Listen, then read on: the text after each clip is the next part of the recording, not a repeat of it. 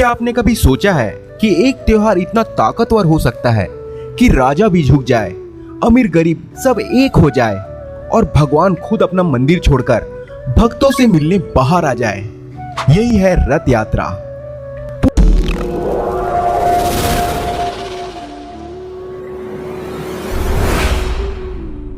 पुरी की गलियां, लाखों भक्त और 3 विशाल रथ, यह नजारा आपको हैरान कर देगा, जो कि आस्था और विशाल जन सैलाब का एक शानदार संगम है। मोक्ष का वादा। स्कंद पुराण में लिखा है, रथ का दर्शन करने से जन्म मरण का चक्कर खत्म हो जाता है। सिर्फ एक बार रथ को छू लेना और सारी उम्र के पाप मिट जाते हैं।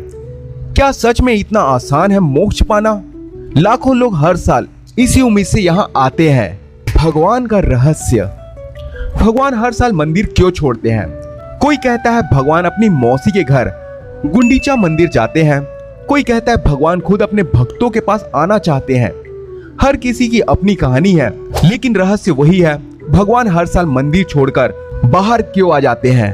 अनोखे रीति रिवाज। रथ यात्रा की तैयारी महीनों पहले ही शुरू हो जाती है। अक्षय तृतीया पर लकड़ी चुनी जाती है। स्नान पूर्णिमा पर भगवान को 108 कलशों से स्नान कराया जाता है। फिर भगवान बीमार पड़ जाते हैं और छुपा दिया जाता है। हर रस्म में एक कहानी छुपी हुई है, जो कि सभी की आस्थाओं को और भी बढ़ाती है। रथ इंजीनियरिंग का कमाल। हर साल नए रथ बनते हैं, जिसमें एक भी कील नहीं होती, सिर्फ लकड़ी और रस्सी। इन दोनों के ही द्वारा इतने बड़े रथ का निर्माण किया जाता है।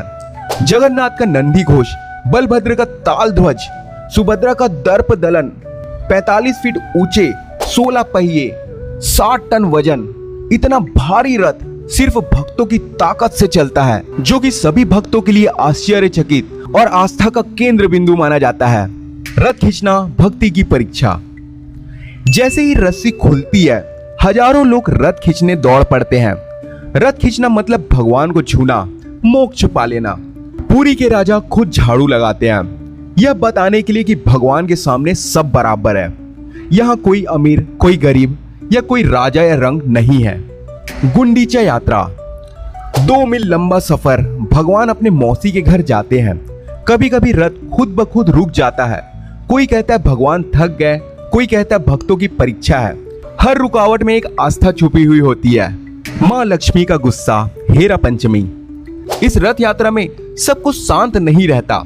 हेरा पंचमी की रात माँ लक्ष्मी अपने पति को लेने आती है, लेकिन उन्हें अंदर नहीं जाने दिया जाता। गुस्से में वो रथ का एक हिस्सा तोड़ देते हैं। यह प्यार, नाराजगी और मिलन की एक कहानी होती है। वापसी। बहुधा यात्रा। कुछ दिन गुंडीचा मंदिर में बिताने के बाद भगवान वापस लौटते हैं। बहुधा यात्रा भी उतनी ही खास होती है, क्योंकि कई लोग मानते हैं जो इस पल को मिस कर देते हैं, उसे फिर से 1 साल का इंतजार करना पड़ता है। सोने का श्रृंगार। सुनाबेशा। सुनाबेशा के दिन भगवान को 200 किलो से ज्यादा सोने के गहनों से सजाया जाता है। यह पल सबको याद दिलाता है कि भगवान राजा भी है और आम भी। अंतिम मिलन। नीलाद्रि विजय। यह त्योहार नीलाद्रि विजय के साथ खत्म होता है। भगवान वापस घर लौटते हैं। रथ तोड़ दिए जाते हैं। उनकी लकड़ी से यज्ञ होता है, लेकिन असली इंतजार तो अब शुरू होता है, अगले साल की रथ यात्रा का। पूरी दुनिया में गूंज। अब रथ यात्रा सिर्फ पुरी तक ही सीमित नहीं रह गया। लंदन, न्यूयॉर्क, मुंबई, हर जगह इस्कॉन के भक्त रथ यात्रा मनाते हैं। भगवान जगन्नाथ जी की खींचतान अब पूरी दुनिया में गूंज रही है।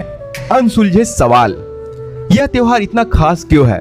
क्या यह सिर्फ आस्था है या कुछ और? शायद भगवान को छूने की चाह, या जिंदगी में एक पल के लिए कुछ बड़ा महसूस करने की कोशिश।